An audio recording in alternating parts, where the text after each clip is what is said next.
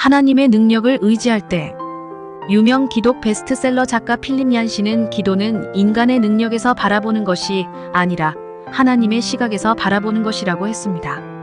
사람이 자기 시각으로 바라보면 이성적 믿음이 되지만 하나님의 능력으로 바라보면 신앙적 믿음이 됩니다. 그래서 히브리서 기자는 믿음은 바라는 것들의 실상이고 보지 못하는 것들의 증거라고 말했으며 야고보 사도는 그러므로 믿음으로 구하라라고 했습니다. 우리가 세상을 살면서 바라보는 것들이 실상인지 허상인지 심도 있게 살펴볼 필요가 있습니다. 세상에서 돈이 전부인 것 같지만 막상 돈은 많이 벌면 벌수록 끝이 없습니다. 자칫 잘못하면 돈의 노예로 평생 살다 이 세상을 떠나게 됩니다. 명예가 세상의 전부인 것 같아도 막상 명예를 얻고 나면 허무함에 시달립니다. 높은 자리에 올라갈수록 외로움과 허탈감에 시달립니다. 그렇다면 우리는 삶의 현장에서 일어나는 근원적 문제를 무엇으로 해결할 수 있을까요? 오직 하나님과 소통할 때 시원하게 해결됩니다. 물을 떠난 고기가 살 수 없듯 인간은 하나님을 떠나서는 만족감을 누릴 수 없습니다. 그것이 창조 원리입니다.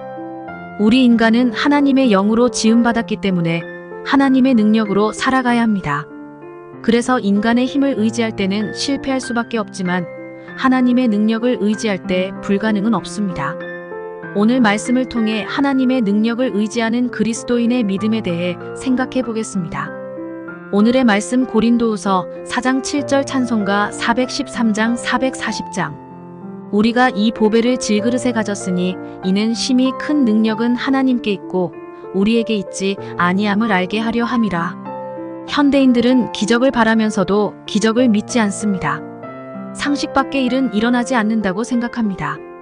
그래서 상식 밖의 일은 생각하지 않고 행하려고도 하지 않습니다. 물론 그리스도인들 역시 상식 안에서 살아갑니다.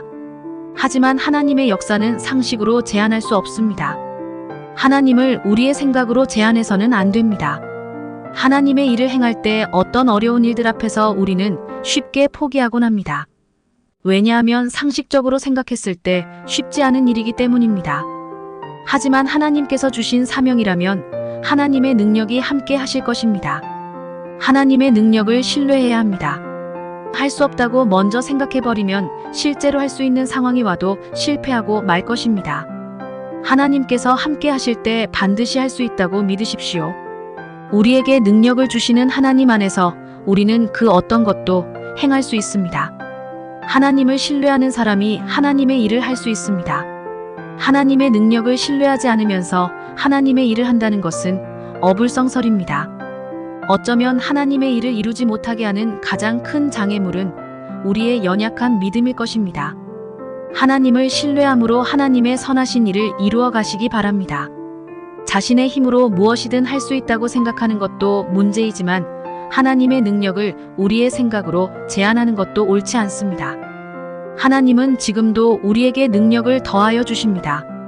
언제 어디서나 하나님을 신뢰하며 하나님께서 주신 사명을 힘있게 감당해 나가시길 바랍니다.